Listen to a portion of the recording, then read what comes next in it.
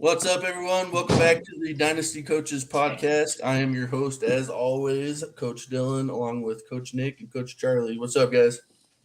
Hey, everybody. How we doing? Pretty good, man. Freaking, it's been what a week, what a last 24 hours in football, huh? You got Wilson being traded, Wentz being traded, Rodgers going back. Man, it's exciting time to be an NFL football fan right now. Yeah. You can say that again. This will probably, I believe this will probably be one of our better shows. We have our top 10 rankings for you guys, the consensus, and then we'll show what each individual coach's rankings are. So we're going to do that. But first, we're going to get in some news and notes here. Again, like I said, it's been a busy 24 hours. First one here, my favorite. Denver Broncos acquire Russell Wilson from the Seattle Seahawks. Man, it's fun to be a Broncos fan right now. We've been struggling now for, 6 years at the quarterback position. We finally got somebody that can compete with Mahomes and Herbert. So what do you guys think of it? Boy, oh boy, do I love Denver. It's about time. You know, like you said, they've been kind of in a QB purgatory where John Elway seems to be stuck in the same mode of, let me draft this really tall white guy and hope he pans out. But you finally decide to give the authorization, pull the trigger, and make the move to bring in a superstar quarterback, which the Broncos have not had since the days of Peyton Manning. And it's kind of the same concept. You know, trade for a QB who still, I guess you could argue, is in his prime. I would say Russell Wilson's in his prime. Oh, yeah. That maximize the rest of his years. And especially for Dynasty, I love this for pretty much all of the Broncos skill players. Williams, through the roof. Cortland Sutton, through the roof. I love this for Jerry Jeudy as well.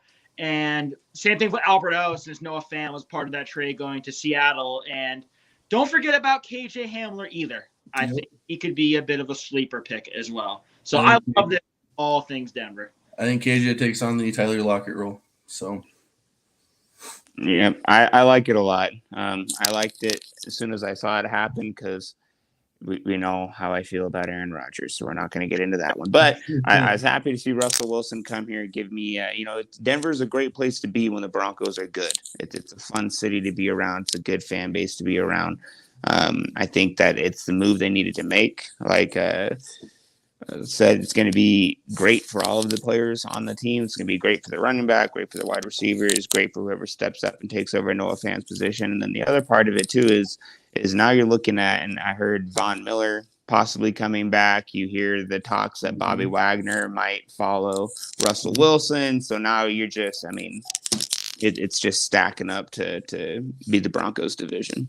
Oh, yeah. It's going to be the same that Peyton Manning brought to the Broncos. You got big name free agents who are going to come play here. So it's great for the Broncos all around, man. So next news here, Aaron Rodgers signs his big extension with the Packers. Massive extension. Most overpaid quarterback in history. Can't go through one podcast without Nick getting in a bar with Aaron Rodgers. Yeah. Oh, yeah. I would love to see that. What do you guys think this does for Green Bay? I know Jordan Love is probably out of it, but do you think Adams comes back now? Or never mind if they franchise tagged him. He got franchise tagged back. Yeah, so is it good for the Packers long term, or is it no. Is it bad for them? No, it's wonderful. They're going to continue to do great in the regular season and then suck in the playoffs. So I don't know why they paid all that money. Fundamental changes and actually commit to giving Aaron Rodgers more weapons. I really don't see how too much has changed. The Packers every year it seems to be, is this going to be the Packers' year? Are the Packers going to make some noise in the playoffs? And then every year it's just a colossal disappointment. No. So it's literally just the Aaron Rodgers and Devontae Adams show. And unless they add more of a supporting cast, I just don't see any more of an advancement than maybe the divisional round. I'm wondering if they told him, all right, you come back to us and we'll start getting you some weapons, because that was his biggest gripe. We talked about this, and I think the last podcast or the podcast before, Drake London. would be an amazing fit in Green Bay at, I believe, pick 28 that Green Bay has, or whatever pick in the late 20s that they have. Just getting a big-time wide receiver to pair with Devontae Adams. I agree. Yeah, and it's just insane to me. As much as, and I'm going to try to put this feeling aside, as much as I hate the man, it's insane to me that he's been saying it for 4 years now, I think, and they just have completely ignored him. Now give the GM credit. He's had back-to-back 13-plus win seasons, so they're doing something right, but that's mostly on the back of the two aforementioned players, Devontae Adams, Aaron Rodgers. So, yeah, I mean, it's not that much to ask for from a guy like him to draft me a freaking wide receiver. I don't know why they haven't pulled the trigger on that. Yep. That's been a colossal pick. I agree. Moving on, Carson Wentz traded to the Washington. I forgot their team name now. Commanders? No, not Commanders. Commanders? Commanders. Washington Commanders, yeah. There you go. Do you guys think this was a good trade? They didn't give up a whole lot. Washington didn't give up a whole lot for Wentz. So. Well, it certainly brings in one of the more competent QBs in Washington that I feel like a long time. Yep. And I like this for Terry McLaurin. Oh yeah. Yeah. He has been. The fact that he's been able to put up decent numbers, even with really really awful quarterbacks under center, testament to his skill and shows that he can succeed on pretty much any quarterback. So giving him a quarterback with a modicum of talent in Carson Wentz is pretty remarkable. And Carson Wentz has made some pretty mediocre to okay wide receivers look good in the past. I mean, the best wide receiver he's probably operated with was Alshon Jeffrey and Michael Pittman in his respective times in Philadelphia and Indianapolis. Yep. Terry McLaurin will be the best receiver he's ever played with, and I think that will boost Terry McLaurin back into wide receiver one conversation. Yeah, Michael Pittman looked good last year too, and that's something to say for Wentz. So I don't know. I feel like Wentz feels like maybe he's like the red bearded version of Nick Foles right now. That dude just keeps bouncing from one to another to another. So I don't know. I thought that he had a good thing going in Indianapolis. I just don't know.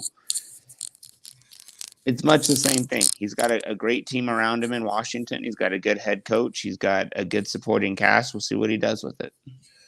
Yeah, I think that last game in Indianapolis killed him. So we're through a bunch of picks. I think there was a report in The Athletic that came out that said there was a whole bucket worth of issues going on.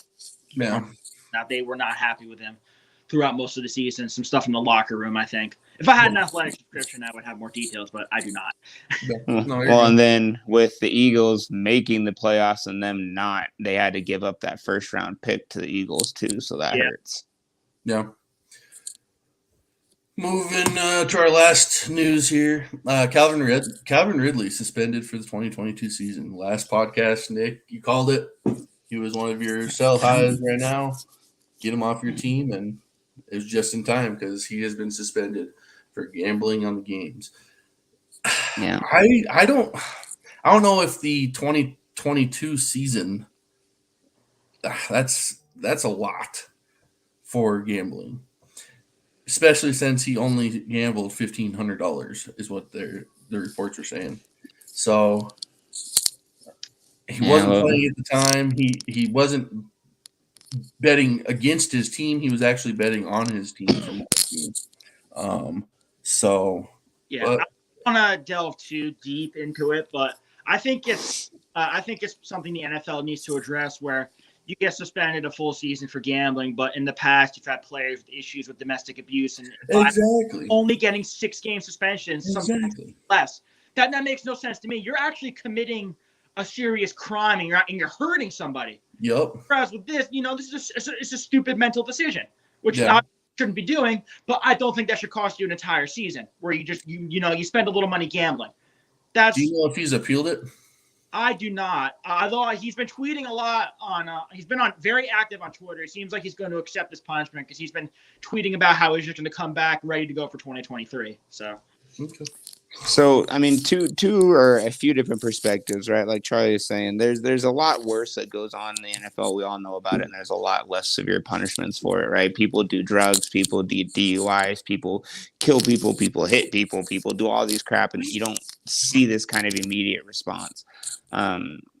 Personally, I think it's a little heavy-handed. I think you make the kid forfeit up some of his paychecks, and he learns his lesson, right? I don't know. Other perspective is, hey, maybe he takes the off season, gets his head right, gets his body right, and by the time he comes back in 2023, they'll have a better idea of what they're doing at quarterback in Atlanta, and it might be a bright future for him. My only thing here on that perspective is whenever he comes back, he will be 28 years old. That's an old receiver in the league. Yeah. So is it going to hurt him? Is he going to be too old to make a difference at that point? So we will see. So our last, I just want to mention the guys that got franchise tagged. You have Dalton Schultz tagged by the Cowboys, Gesicki by the Dolphins, Jesse Bates by the Bengals, Njoku by the Browns, Orlando Brown by the Chiefs, Devonta Adams by the Packers, and Chris Godwin by the Buccaneers. Anybody stand out there? I mean, obviously the Adams and Godwin. That's what I was going to say, especially the Godwin tag, considering Tampa Bay had a lot of free agents, especially on the offensive side of the ball. Yeah. I wonder if that will entice a rookie or one of the bigger name free agents to go there. Possibly a Deshaun Watson trade, maybe. Maybe. We will see. So with that end of the news and notes, let's go ahead and move on to our quarterback rankings. Consensus, we are able to agree on 8 of them. Okay. Josh Allen, Patrick Mahomes, Joe Burrow, Justin Herbert, Russell Wilson, Dak Prescott, Lamar Jackson, Aaron Rodgers. I know Russell Wilson moved into, I think, all 3 of our top 10s with this recent news. Yep. But we'll start with you, Nick. You have Rodgers the highest out of all of us, which what are we doing here? You hate him more than anybody here. You have him at 4. Me and Charlie have him at 10. Look, I hate the man. Dynasty, do you think he plays long enough? I hate him. I do. I hate him. But I think him and his greasy man bun do what they always do. And for some reason, in whatever little dwarf pixie things he has living in that disgusting man bun, it makes him play well. And he does play well. I hate it. Trust me. I would love, just like any of the other people who know how I feel about this human being, that he just steps in a pothole and twists an ankle or something. I don't know. But I don't want to wish massive bodily harm on anybody. But, maybe I don't know. I hate the human being. But he's good. He's good. He's very good. All right. I think he's better than Herbert. I think he's better than Jackson. I think he's better than Stafford, Dak, any of the other individuals. I don't think he's a Mahomes. He's not a Burrow by any means, and he's certainly way and afar not an Allen, but he's still more talented. Maybe Wilson jumps him now that he's with the Broncos, but yeah, there's not a duo better in my mind right now than Rodgers and Adams. Yeah, I agree with that right now. I know he just signed the 4-year extension. I hope he plays for the 4 years because he's been mulling retirement now for, 2 years now? So, I will laugh my face off if he retires in like a season. I will literally laugh my face off. Very possible. So, Charlie, you have Trevor Lawrence in your top 8. We're at 8. Yeah. 8, so I took a bit sounds like you have pretty high expectations for him. Yes, I do. I took a bit of a long-term point of view as well as some high expectations when I made my rankings. And I think that having a bit of a QB whisperer in Doug Peterson, someone who's played the position before and knows what he can do, would be a big help for Trevor Lawrence. Plus, Jacksonville's made it very clear that their number one priority this offseason is going to be to protect Trevor Lawrence. And they've already franchise tagged Cam Robinson. And it's looking like they're going to draft one of the top tackles with the number 1 overall pick. And that's going to be a great start. And I expect them to be very active with their tons of free agency to surround them with weapons. So with that, I do have high expectations for Trevor Lawrence because what we saw last year was not the Trevor Lawrence that I was watching at Clemson, where he was a superstar. So I expect big things from him, and I think he's going to live up to the billing where I have him in my rankings.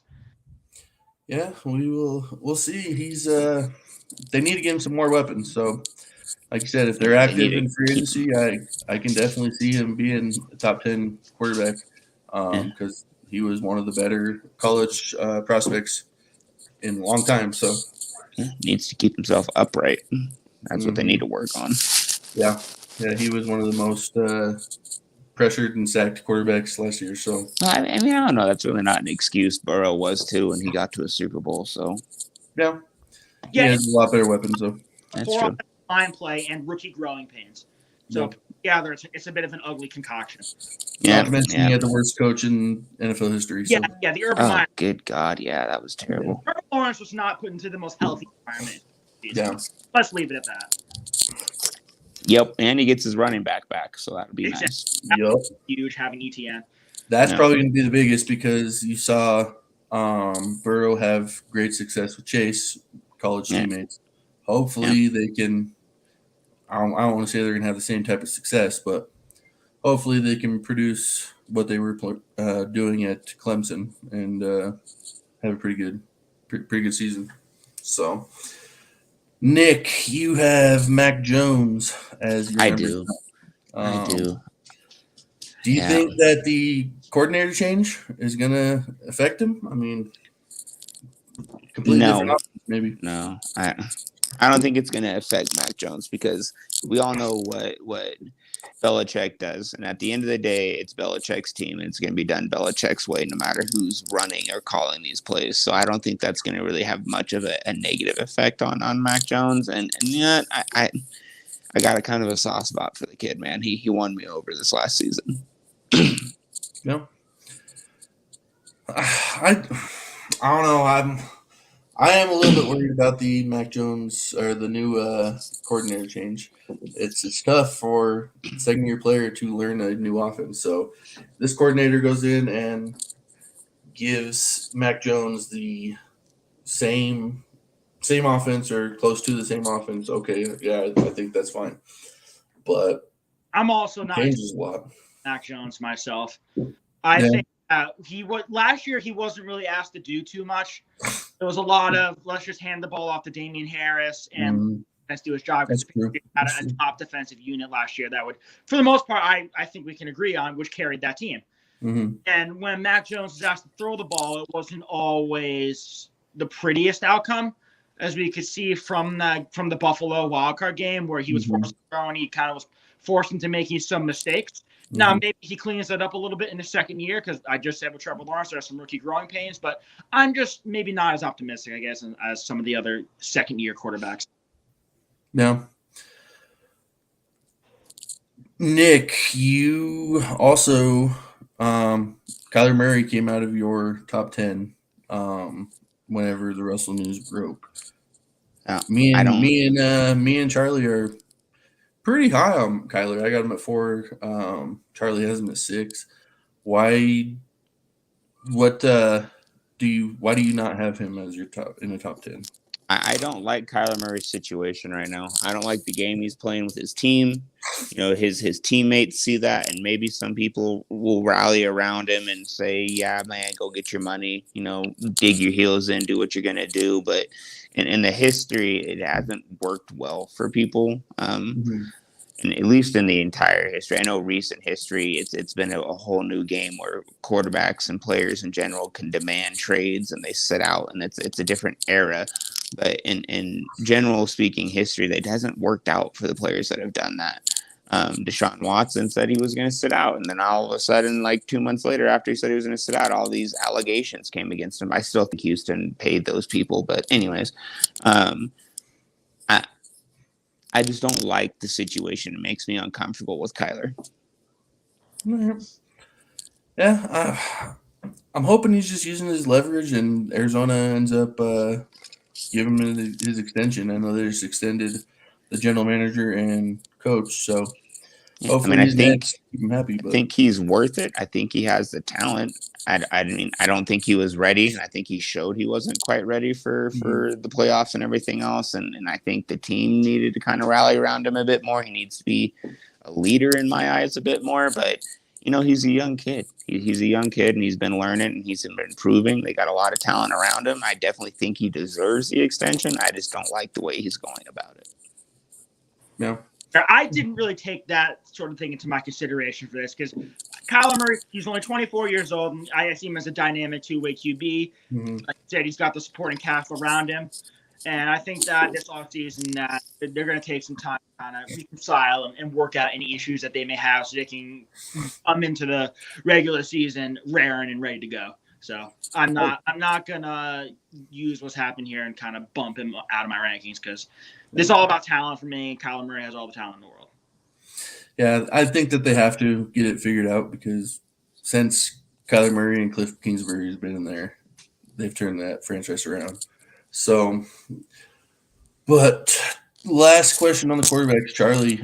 You have Josh Allen. You and Nick have Josh Allen ahead of Patrick Mahomes. Even Nick has Joe Burrow ahead of him.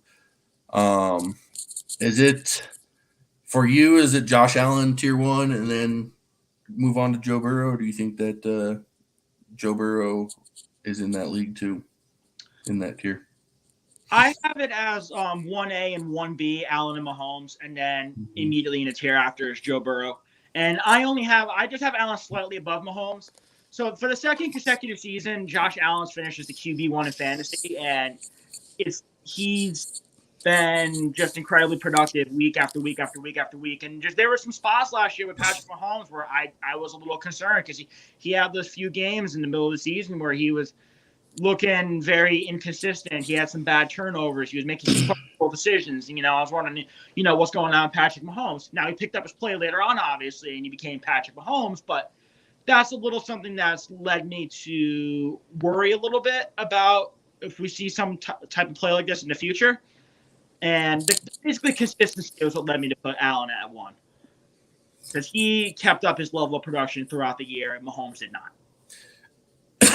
Excuse me. Yeah, I agree, but Mahomes has done it longer. That's why I have him at 1. So yeah, I can understand that. It's 1A, 1B with me. I mean, you can't go wrong either way. But that I just think whenever Patrick Mahomes is right, Tyreek Hill is right, Travis Kelce's right, Mahomes does special things.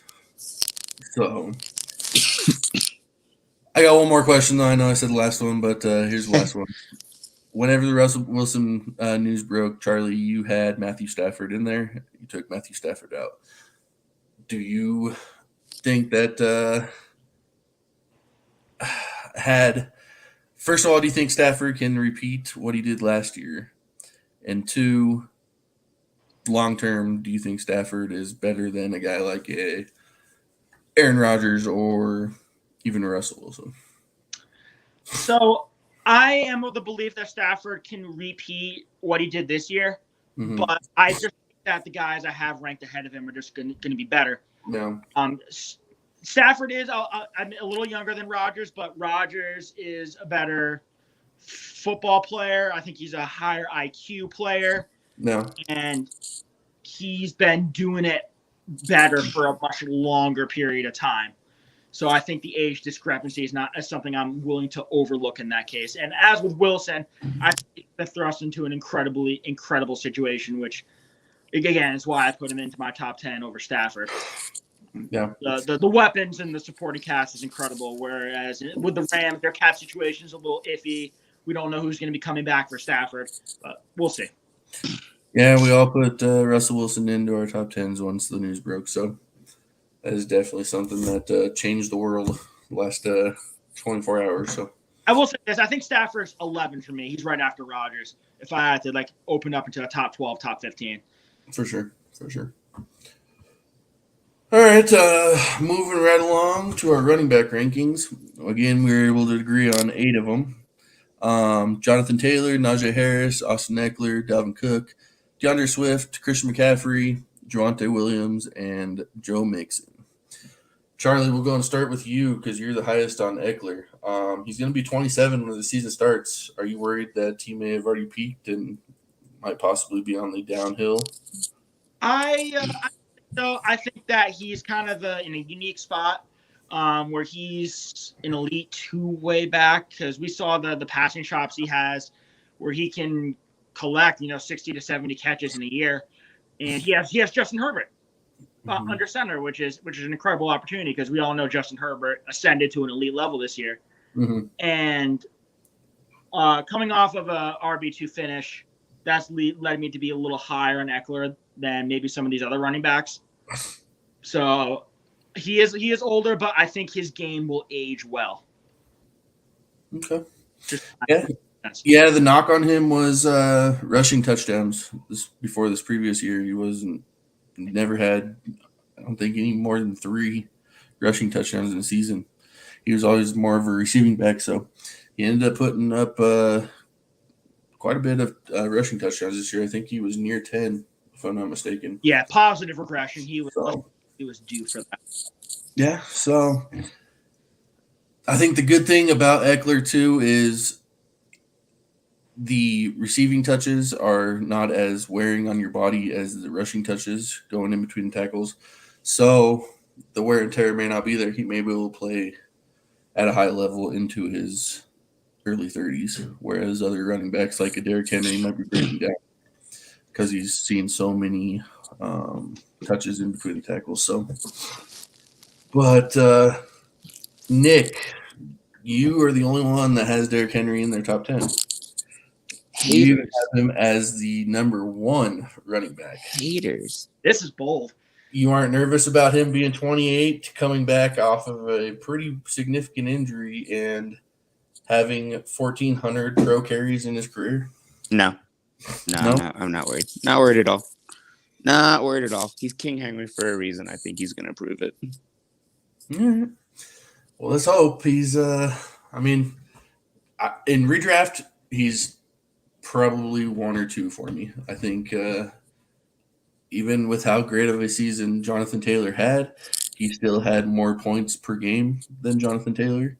So there's that. But Dynasty, I don't know. He's nearing that age where running backs start to go. So this isn't the 2020 to 2030 rankings. This is the 2022 rankings. And I still think consistency is king for me. When it comes to my dynasty teams, consistency is king. And I mean, no one does it at the same level as long, except for maybe Adrian Peterson back in his day, than Derrick Henry. No. Agreed. Charlie, you got Antonio Gibson as your number 10. Will he be hindered? I know that they just got Carson Wentz, but is he hindered by the quarterback position? Or so I think this is going to help him. And it also helps that J.D. McKissick is entering free agency, and there hasn't really been any signs indicating that the Commanders want to bring him back. So finally, this could actually be Antonio Gibson's backfield. And he's shown that he has the chops to be a good pass catcher out of the backfield. And we all know what he can do when he gets the handoff. And Carson Wentz has not been afraid to throw to the running back. Jonathan Taylor had his share of catches in Indianapolis, and he obviously threw in Naheem Hines a lot. So I think that now having just one pure 3-down back for Wentz just only be a boost gives passing game. We already know he could get 20 to 25 carries in a game. So I think that gives him a little more of a boost coming into this year. So that's why I have him at 10.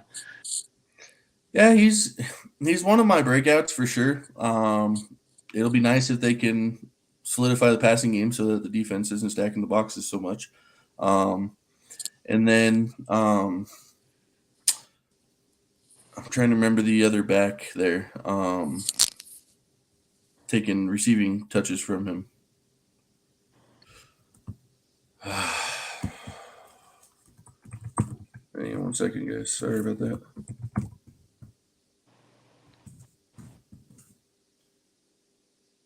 Is Jarrett Patterson?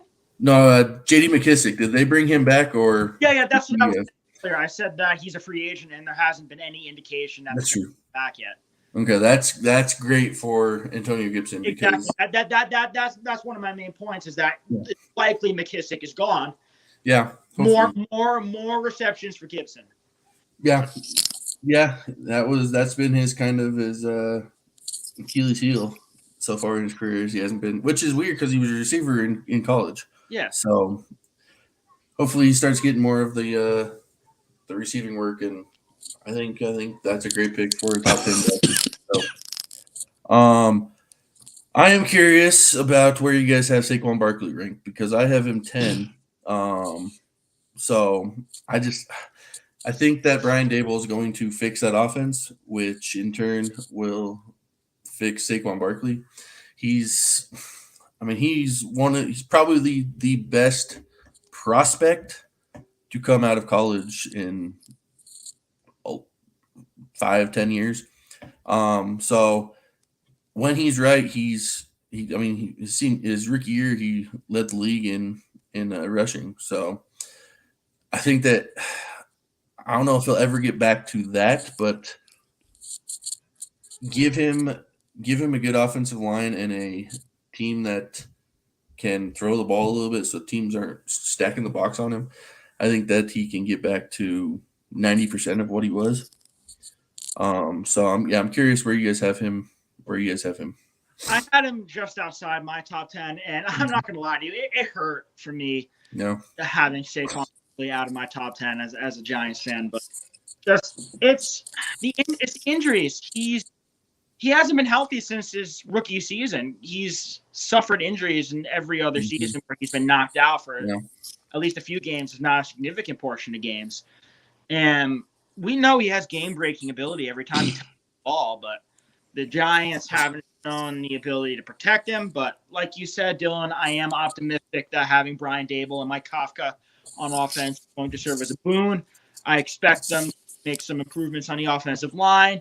The passing game should be a little more of a threat, and that in turn should take some opportunity. So I have him in my top 12, but not my top 10. Yeah, I'm in the same place. I had him just right outside my top 10 just because I didn't have enough faith in what was going on there to see him come back. I don't know. I mean, it's pretty interchangeable. You could probably kick around a couple players, Cook or Eckler or somebody like that on my team and move some people up and move him in. So he's right outside that top 10 for me. Okay. Christian McCaffrey, we have him. Every single one of us have him at 6. That's big change from what he was 2 years ago. Yeah. Do you think he gets back to the old CMC? I mean, whenever he's healthy, he's far and away better than any running back in the league. Yeah, I think he does. I think having Chuba, is that Chuba? Yeah, Chuba Hubbard there helps take some of that load off of him, so he's not having to be out there all the time taking the hits that he takes, and he can settle into the role that he's best at. So I think having Chuba there is going to help him to get back to himself. I think he's going to have a great season. Yeah, I agree with Nick. I think that if they use Chuba Hubbard as more of a between the tackles, ground and pound guy, that might alleviate some of the hits that McCaffrey's been taking in the past. And now McCaffrey can sort of utilize the special skill where he's great at catching passes out of the backfield. Same thing with Austin Eckler. It's a game that can age gracefully as long as you don't overuse the running back, because McCaffrey has been worn down by the Panthers. They've been using him, and it's finally starting to take a toll. Injuries in back-to-back seasons. But if they can use Hubbard a little more and take some of that away from McCaffrey, I think he'll be a stud this year. Top 3 probably by the end of the year if all goes well. I agree. Yeah, I agree. He's hopefully the quarterback situation gets fixed there too. So it'd be nice to be able to see Christian McCaffrey with 100 catches again. So yeah, if there's a rookie in Carolina, McCaffrey's going to make for a great safety blanket.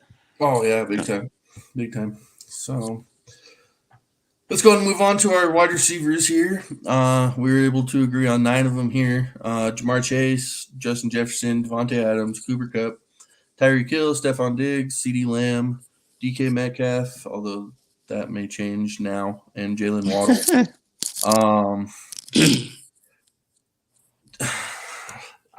We'll start with DK Metcalf here.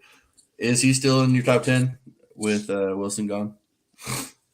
No, not for me. I mean, he has an incredible talent. He's an incredible Mm-hmm. I mean, the dude's an animal, and there's no really no other way to explain it. The dude is just an absolute creature. But for me, I think you could take him, drop him down, and add in Debo. I would be good with adding in Debo in there. Yeah. Well, because then you don't know. Well, you got Trey Lance. I don't know. Debo, AJ Brown, either one of them. They're both good players that can go in there in place of Metcalf now. I'm keeping DK in my top 10. Okay. I think that Tyler Lockett is on his way out of Seattle. I think they're going to find a trade for him this offseason. And that is basically going to leave DK Metcalf as the only wide receiver in Seattle. And so I think in that case, it really doesn't matter who's going to be throwing him the ball because he is going to see a crap ton of targets. And the volume alone is going to turn into productivity. So I think having him where I have him at 8 is pretty fair. You said it perfect there, Charlie. But the only way that he stays relevant is if he becomes that just volume target. That's the only way.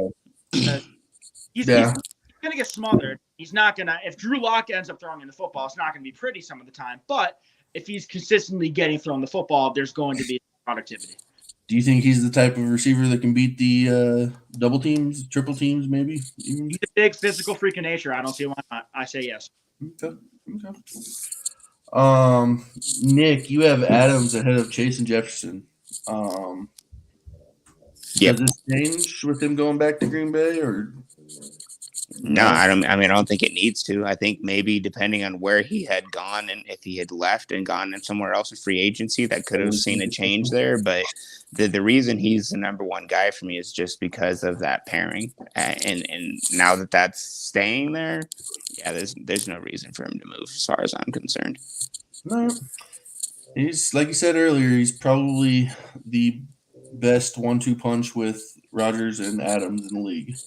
Yeah. If you were talking redraft, I would probably have Adams at 1.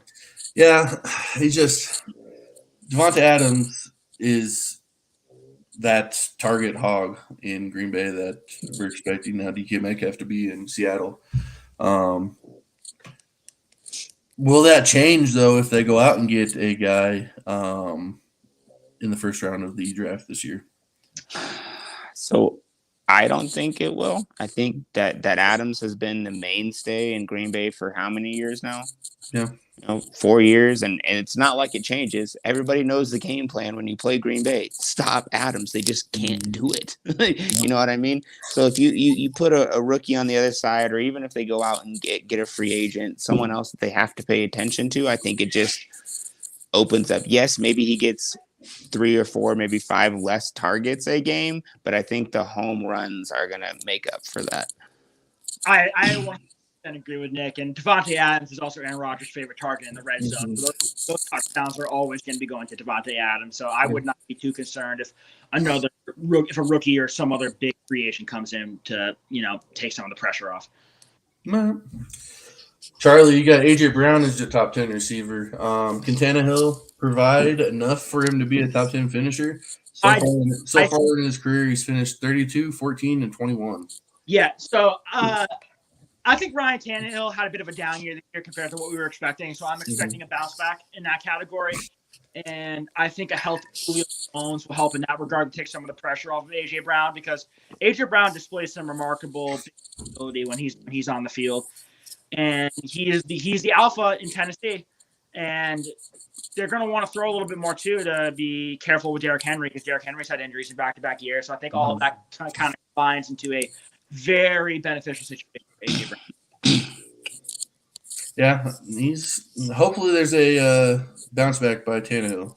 That's what I'm counting on. I think last year was not full of the Ryan Tannehill we expect to see. I think probably Julio Jones. I mean, we saw last year he's not what he used to be in Atlanta. He's definitely taken a step back big time. So A.J. Brown is definitely, no question, the number one alpha wide receiver there. So hopefully he continues to take a step forward and stays healthy. I know he's been dealing with some ankle injuries, I believe, last year. So let's keep him healthy and get Tannehill right. And I think that that's a good pick for a top 10 receiver, easy. So,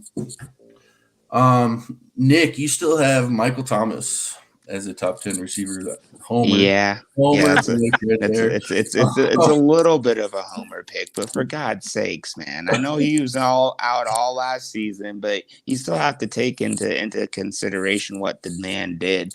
Now I get it; he did that with Drew. I understand it. I get where everybody's going to come from, but Yep. the talent's still there. I mean, he went out and had the greatest season before freaking Cooper Kupp's season at the wide receiver position, and did it with an aging Drew Brees who couldn't throw the ball more than 20 yards. I can't leave that talent out of a top 10, right? And I have a lot of hope. I have a lot of faith, and with a lot of lack of talent on the offense, he's pretty much the guy to throw to, because who are you going to throw to? Traquan Smith, man? Get out of here. Get out of here. So I hear you. He's just that QB situation is scary. Yeah. But I would be what if it ends up being confident. Taysom Hill? What if it ends up being Taysom Hill? No. I don't want Michael Thomas is dead. I don't know. I'd be willing to get with you guys right now and say that I'm going to say this, and I'm saying this on live, so everybody's going to say this and hold me accountable to it. I will bet each of you right now $20 that he ends up a top 15, period. And then if he gets Jameis Winston or someone like that, he will be a top 10 wide receiver. I think Jameis top 10 scares the hell out of me though, because of their Even tax if he's situation. Taysom Hill, I say even with Taysom Hill, he's a top 15. volume alone, I think, will probably catapult him into that range. So I can Let's hope. understand the line of thinking. Yeah, let's hope. Let's hope we can get back to the old Michael Thomas, the number one wide receiver, Michael Thomas. I also just want to say I'm so happy that we all have Jalen Waddle in our top 10. I thought I was going to be the only one, but I'm glad to see that everyone else is absolutely in Jalen Waddle, because I think that kid is a stud. He's so goddamn talented. Yeah, he's the alpha in Miami, so you gotta him and Tua again, another college combo who came to the NFL and continued it. They got going on in Miami is perfect for Jalen Waddle, because he has game-breaking speed and he can work those slants, those shortcuts. It's perfect. Yep, I agree. I agree with that 100%.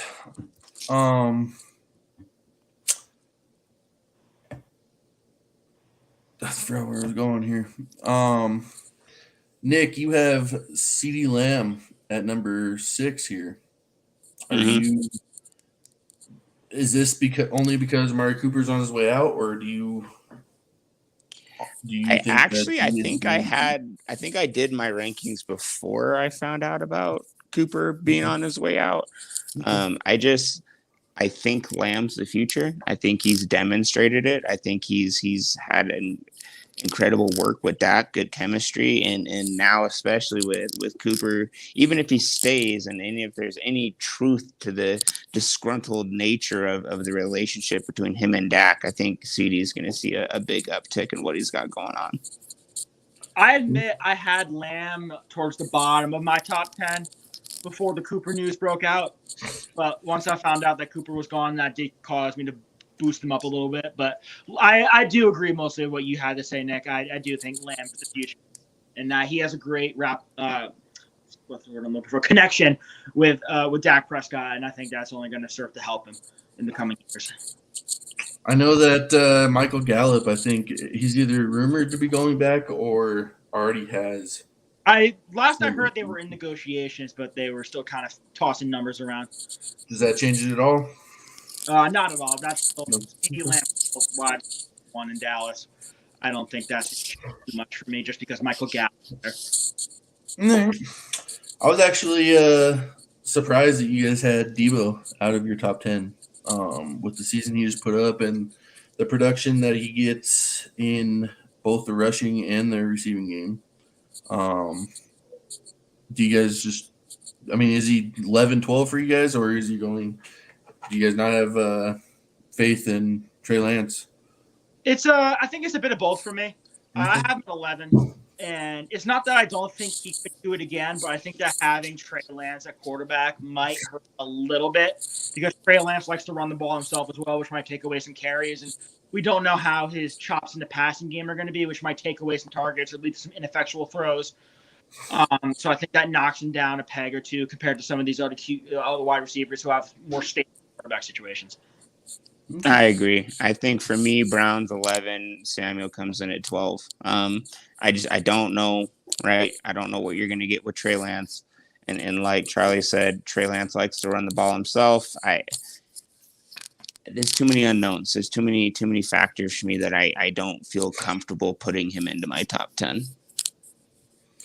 I guess with me, it was just a thing of, I think Kyle Shanahan is going to stick with the same to help his young QB out, where, yeah, Lance likes to run the ball, but I think they're going to design runs and plays for Debo, because right now I think Debo is probably – it's hard to say he's the best on the team because they have Kittle, but he's probably 1B on the team for weapons for them to go to. So I think that Shanahan designs play calls just for Debo, and I think that's going to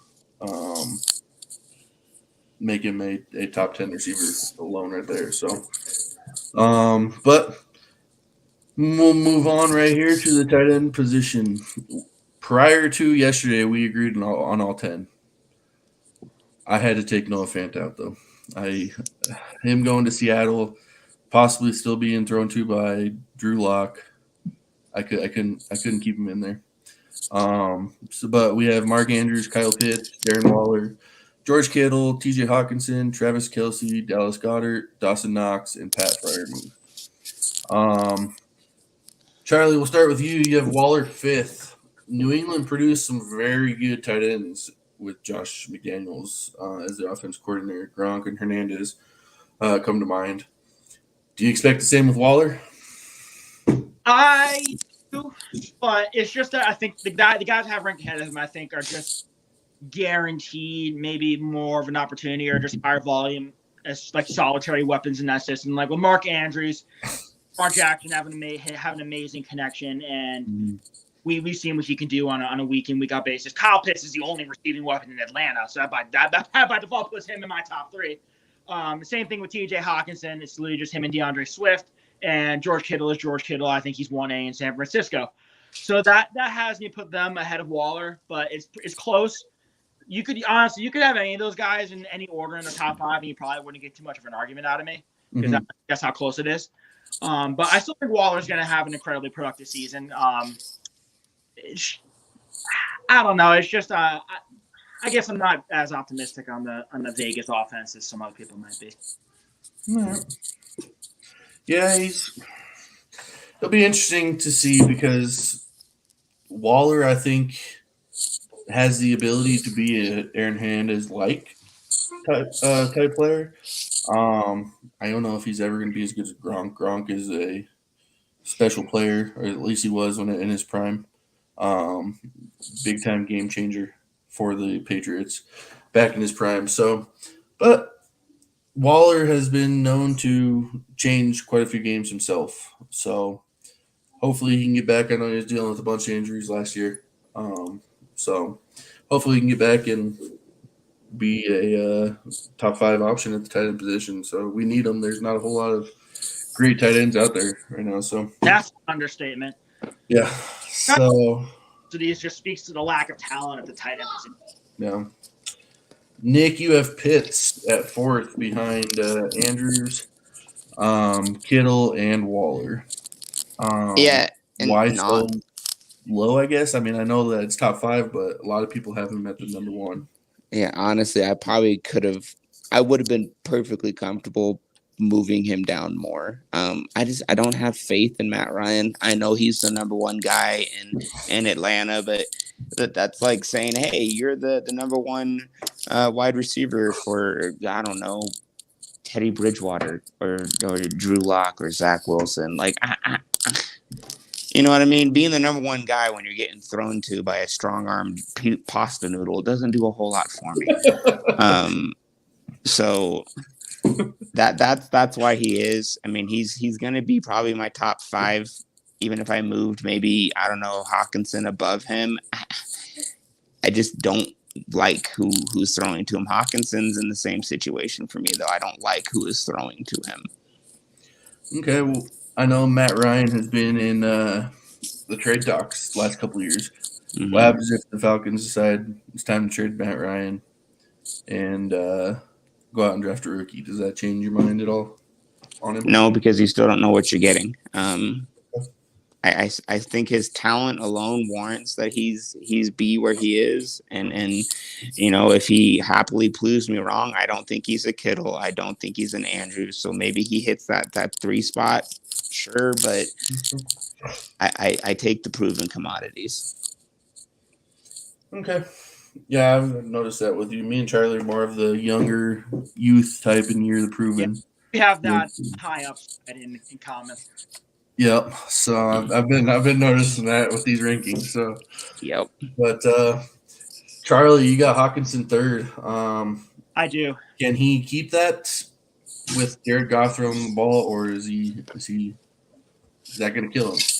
Now, it wouldn't surprise me to see Kittle and Waller overtake him by the end of this year because Jared Goff is throwing him the football. But again, the same thing.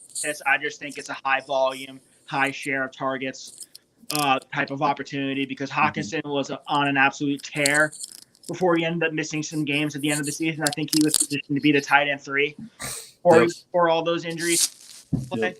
So it showed that he could be productive even with a very subpar quarterback throwing him the football. So I don't see why I should move him down. Yeah, he was a top 3 tight end before the injury. So I agree with you. I think the sky's the limit for the kid. I think the offense is built on him. Not like he's old by any means. Oh yeah, he's only 24, I think. Yeah, 24. So the offense is built around him in the passing game. So I think. So, Meanie, let me ask you a question. Mm-hmm. You said you removed Noah Fant with the trade to Seattle. Yep. But before you found out about the trade to the Seattle, you had him in your top 10, correct? Yes. What changed? It's the same quarterback throwing to the same tight end. I was under the assumption that it would not be the same same quarterback. I was not putting Drew Lock being the starting quarterback for the Denver Broncos. I was thinking that they were going to go out and sign a free agent or go after a rookie. So, and we talked about that, but when we talked about the trade happening, we thought it would be for Rodgers and that you would have to give up one of your top wide receivers to get him. Noah Fant wasn't in that conversation. Nope. So I guess I see where you're coming from. Yeah, I actually added Dalton Schultz. Him going back. Is a good ad. Yeah, him going back to Dallas is phenomenal. Probably best case scenario for him. Yeah. Especially with Cooper leaving, he's now going to be getting the middle of the field targets, I believe, and him and Dak have already shown they have a great rapport. So I think he finished top 3 last year, even with Cooper. So I think he's going to be doing that again this year. Yeah, if Fant's 10A, Schultz was 10B for me. He was right there. Yeah. I lied. Yeah, Schultz at 11. It's very close. Yeah. Travis Kelce, he's definitely, when he's right, he's the best tight end in the league. We have him, I think, Nick, you have him highest at 5. Is this purely just because of his age? I don't know. Mahomes did a lot of things, like Charlie mentioned earlier last season, that made me very, very nervous for all of these skill players on the Kansas City Chiefs. And I think Kelce is very dependent on a quarterback who can be creative and get him where he needs to be. So I don't knock his talent, which is why he's in my top 5. You can't argue with it. Well, like you said, when he's on, he's the best tight end in football. Well, that's questionable because, man, when Mark Andrews tears up a game, that man tears up a game. So I can't deny his talent. I can't deny what he's done in the past. The things that we saw from Mahomes, even though in small segments, it still makes me nervous for his prospects. Yeah, I have to agree with that. Patrick Mahomes is unique in his ability to get the ball to his playmakers. Because I see, whenever the Chiefs would be on TV, there'd be unique plays where they, do the shovel pass or something like that to Travis Kelce or an end around for Travis Kelce. Just some unique type of thing to get Travis Kelce involved beyond just throwing him the ball. And I admit I'm worried about his age. He's 33 years old. We don't know how many years Travis Kelce is going to have left because it's not too common for any skill position player to succeed this late into their 30s. So I'm just erring on the side of caution. He's still super talented. That's why he's in the top 10. But I'd rather be ahead of the pack in moving on from him if I have him in a fantasy league than holding on to him too late and watching him on my team. I agree with that 100%. Like I said last episode, tight ends typically start to fall off at 33, 34. Even the greats, Antonio Gates, Tony Gonzalez, Shannon Sharp, they were gone by 35 in the league. So, I don't know. Kelce, Andrews is great, but Kelce was the number one quarterback, 4 years in a row, 5 years in a row? Tight end, but yeah. Tight end, yeah. But his age, like I said, his age is killing it for me right now. I'd much rather, if I'm building a dynasty roster, I'd much rather have the youth in Andrews, Pitts, Hawkinson, Kittle, all those guys. So, that should do it. I mean, like I said, another good show. Talked about a lot of good stuff. I know upcoming we got shows that we're going to do rookie player profiles. So you'll want to tune in for that. We're trying to get you guys ready for this upcoming draft. And then next week starts free agency. So there's going to be a lot to talk about on this next podcast. So as always, you can see us see me at dmeany9688. The website's back up, so we're going to start writing articles, both individual articles and then team articles. Yep, out for that. Definitely check that out. You can see it's dynastycoaches.com or fantasycoaches.com. I'm sorry. But hope everybody has a good week, and we will see you guys next week.